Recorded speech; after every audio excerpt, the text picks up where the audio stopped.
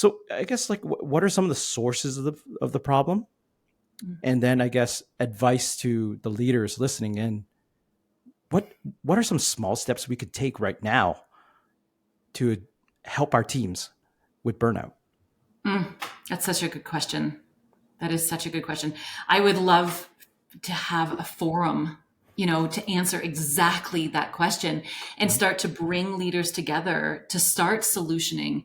And like you said, just small steps.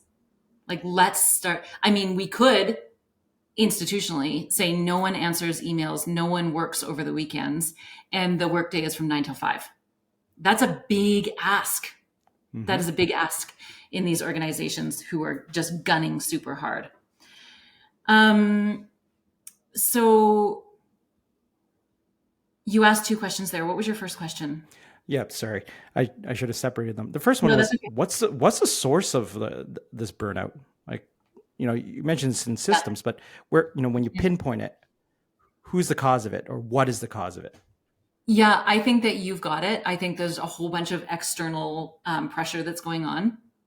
And then we have people who need to make money.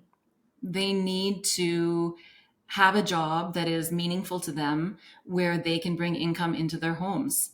And, you know, I think really it comes down to that. People needing to keep their jobs Hmm. in a really kind of rocky economy. Yeah. And so if the culture or the leadership is saying, yeah, I work all night and I work all weekend, you better keep up. Hmm. Yeah. Um, it all comes down to these individual. I mean, it's a big systemic problem, but it comes down to people having to bring money into their homes. And I think also we have to be really respectful that there is burnout happening um, in families. Hmm. We've just been through a pandemic. We have kids who are going to school. Anxiety levels have never been higher in schools. Well, that affects the individual in their home. They're looking after their kids in different ways.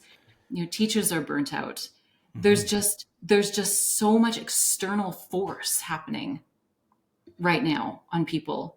And so, and when I ask the kind of questions like, what is in your control to these people? Well, there's a lot that's out of their control that's really putting them in a pressure cooker. Hmm. And so for a senior leadership team or, an organization who's witnessing this in their employees, what I think a really interesting solution is to actually ask the employees what they need. Knowing that in a lot of these organizations, we can't switch big systems in a snap. We can't pivot them super quickly. But what do the employees actually need? It's like that Hmm. old typical thing, senior leadership providing an answer that actually no one wants. Hmm. Yeah. So what do we need? I think that would be a really good first step. Hmm. I think modeling how we want our organization to be. I think values, you know, establishing organization values. Hmm.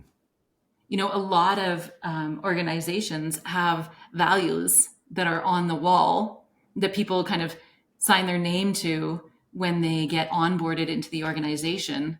But those values don't mean anything and they're not woven into the organizational structure in any way. Hmm.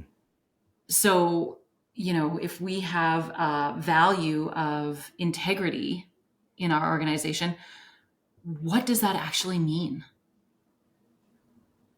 And what does it mean on the outside? But what does it mean inside of our organization? Yeah. Connect, which leads us into the conversation of connecting employees to the why, to the purpose of the organization, to the larger impact of the organization, Hmm. and reminding them that this is why we're doing the work. Connecting to the why. Yeah. So asking Yeah. employees what they need, centering on your values, and then living your values by connecting the why back to your organization's values. Those are Yeah. three actionable things that I'm hearing that leaders can take today, right, to Yeah. help with burnout. Yeah.